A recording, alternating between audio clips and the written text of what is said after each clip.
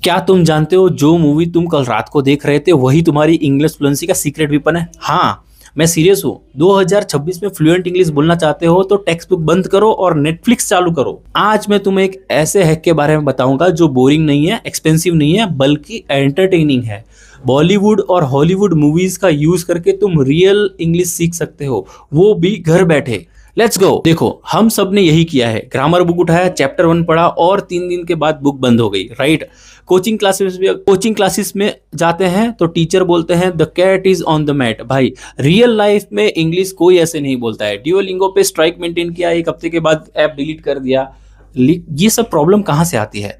Problem है कि हम ट्रेडिशनल मेथड से ये सब कुछ सीख रहे हैं और ट्रेडिशनल मेथड बोरिंग हो चुकी है। वो तुम्हें टेक्स्ट बुक इंग्लिश सिखाते हैं, रियल वर्ल्ड इंग्लिश नहीं सिखाते हैं। जब तुम किसी फॉरेनर से बात करते हो या फिर इंग्लिश मूवी देखते हो तो बिना सबटाइटल के दिमाग ब्लैंक हो जाता है, राइट? क्योंकि हमने इंग्लिश पढ़ी है, हमने उसको सुनी नहीं है, हमने उसको जिया नहीं है, हमने उसको प्रैक्टिस नहीं किया है। और यही गैप है जो हम आज फील करने वाले हैं मूवीज के थ्रू। एग्जैक्टली कैसे करते हैं, मैं तुम्हें 4 पावरफुल टेक्निक्स देता हूं। पहली, एक्टिव लिसनिंग। पैसिव मत बनो। मूवी सिर्फ एंजॉय करने के लिए मत देखो। एक सीन सुनो, पॉज करो, सोचो कि उन्होंने क्या कहा और क्यों वो वर्ड यूज किए। दूसरा, शेडोइंग टेक्निक। जो कैरेक्टर बोल रहा है उसके साथ साथ बोलते जाओ, सेम टोन सेम स्पीड। यही तुम्हारी प्रोनाउंसिएशंस और कॉन्फिडेंस दोनों फिक्स करता है, बिल्कुल मिरर की तरह। तीसरा, सबटाइटल हैक। पहले इंग्लिश सबटाइटल्स के साथ मूवी को देखो, फिर बिना सबटाइटल के सेम सीन देखो और देखो कि कितना समझा। वही तुम्हारी रियल प्रोग्रेस है। चौथा, वोकेबलरी नोटबुक।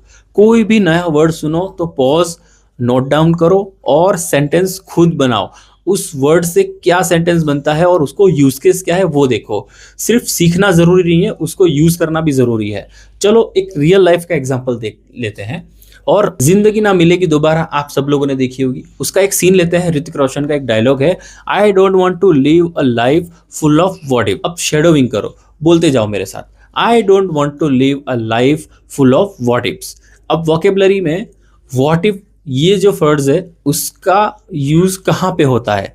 जहां पे पॉसिबिलिटीज के बारे में सोचते हैं हम, ठीक है? Example, what if I started today, what if I studied harder. अब इसका एक सेंटेंस बनाओ अपनी लाइफ से और कमेंट में लिखो। बस इतना किया, एक सीन एक फर्स्ट सीखा, प्रोनाउंसिएशन प्रैक्टिस करी और वोकेबलरी बन गई। यही है लर्निंग। तो याद रखो, मूवी सिर्फ एंटरटेनमेंट के लिए नहीं है, ये क्लासरूम्स है। Active listening, shadowing, subtitle hack और वोकेबलरी बिल्डिंग, ये 4 चीजें कंसिस्टेंटली करो तो 2026 में तुम खुद फील करोगे कि इंग्लिश तुमसे डरती है, तुम इंग्लिश से नहीं डरते।